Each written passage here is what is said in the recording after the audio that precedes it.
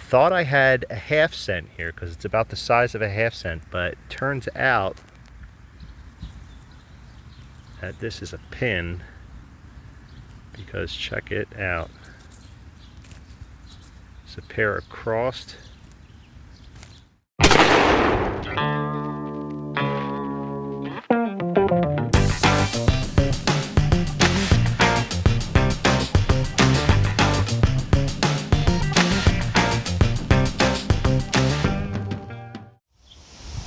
Hey, Chuck Case and Kid, and this week I'm back at the 1700s house where I found the trime. I made some more great finds, and I decided that I was going to put the small coil on my metal detector, the small coil head, and that way I could discern the signals a little bit better. And I broke a kind of a snide I was having, which was I could never find silver with the small coil head on, and I found silver today. So check out these finds. The first significant find that I can identify is this little pair of shoes, right?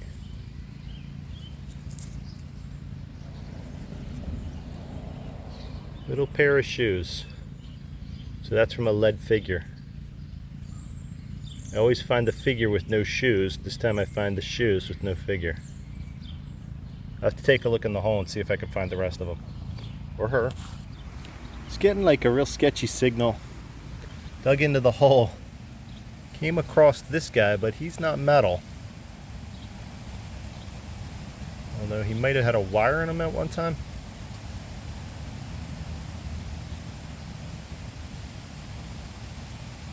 Feels like he's plastic or wood, but the signal was this, and it's only half of a dog tag, a dog tax tag.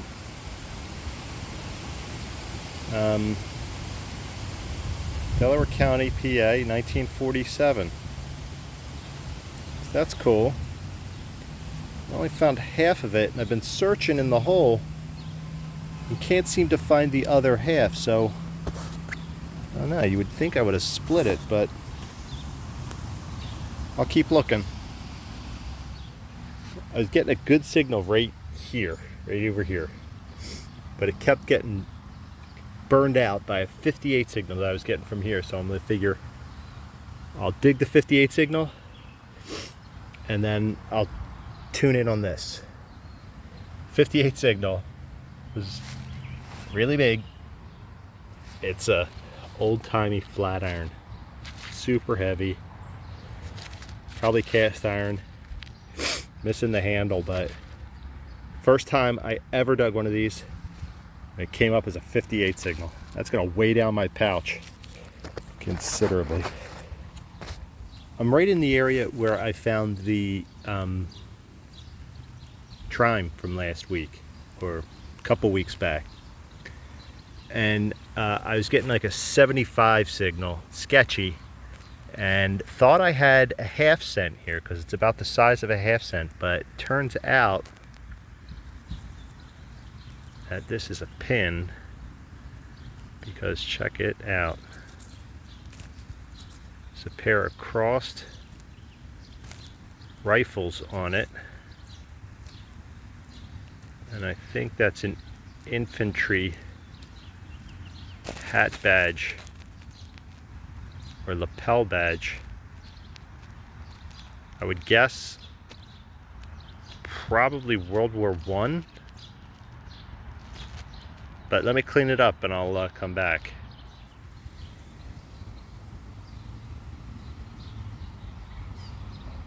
There it is. It's got crossed rifles. It doesn't have any other information on it, not a unit number or anything like that.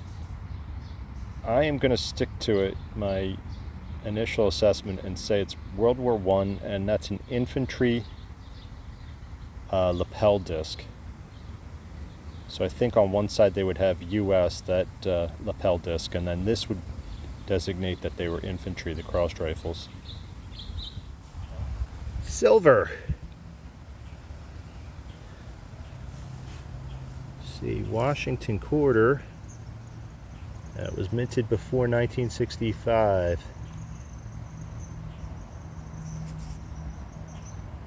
1944. Right.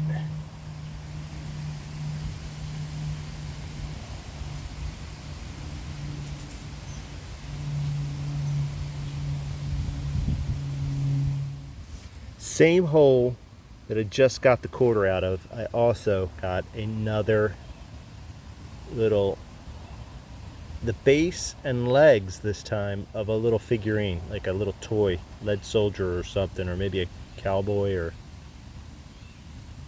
that is crazy. I closed up the hole and I was still getting a 50 signal, so that's what I got. Have to check the hole closely. Same hole where I got the quarter. Just had to expand it slightly and came up with this convex button. Looks like it's like alligator skin or something.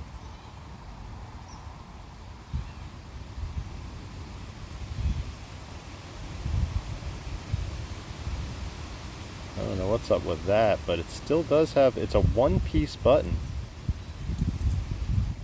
I'll have to check the back mark on this to see if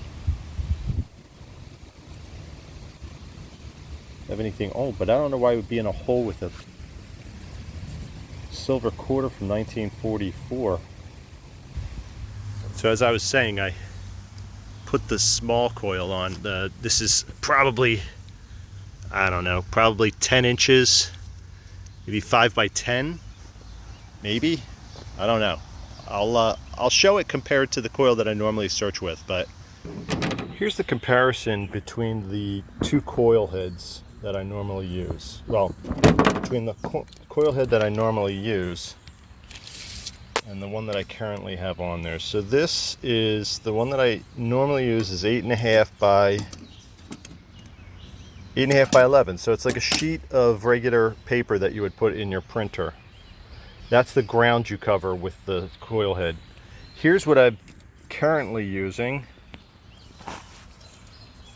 It is 8.5 long by like 5.5 wide. So it's as long as that one is wide. But I kind of like it, and I do like that it's the Garrett rather than the Nell. I never really had any luck hunting with the Nell, so I'm keeping with Garrett. It's the double D. Was able to use the same setup, same wire, all that kind of stuff, same headphones, and then I'll just put this one on the toolbox for a little bit. Give it a rest. All right, it's almost hitting 9 o'clock here. I think we have like 7 more days before the days start getting shorter, but just getting an 85 signal right here with my AT Pro, and it turned out it was a little tiny flat button. Yeah, brass flat button, or copper flat button. This is probably from the early 1800s. Still has its shank there too, nice and prominent. Here's the roundup from that trip, the second trip to the 1700s house. The big flat iron that probably weighs 20 pounds on its own. Got a key, regular like locker type key. Some links from a weird kind of chainish thing. All of these are toys. The little Santa toy, who doesn't look as creepy when he's cleaned up. And he looks old. He looks like he might be from the 50s or something. That's a wheel from a child's train set, or like a toy car or something. It's pretty heavy. It feels like it could be lead. There's the pair of legs. Probably gonna say it looks like maybe like a Western toy. Here's the little pair of feet. That was the first thing I found that was that I could identify. This is looks like the top part of like a stagecoach. Like that's where the driver would sit. So 5 parts of toys. That's why I called it Toyland. That's why I called this video Toyland. I found these before. I think they have something to do with horse tack. Probably didn't get video of it coming out of the ground. Silver wash button. This is the convex button. Don't think that's old. Think it might be from the 50s or 40s when I took that out of the same hole. Definitely an old button here. Look at that back mark. That's an old timer, and look at how nice that is. Beautiful old button, probably 1800s, early 1800s, maybe even 1700s on that one. And then the little smaller button. Couldn't really get a back mark off of this, but maybe you guys might be able to see something. And then that's the dog tag. I think it's 40 something. 1947. Well, the half dog tag. 5 wheat cents, including two from 1945, one from 1948, which is Denver Mint. So well-traveled penny. 51 and 54. 1954. The 1944 silver Washington quarter. So I got a piece of silver on the day. And then the find of the week is the infantry, well, let's say call it a collar disc. That's what it's more well known as. So it's a National Guard infantry collar disc. And I believe this is from World War I because it has a screw type post on it. Now I'll show you a picture here of a famous soldier wearing one of these.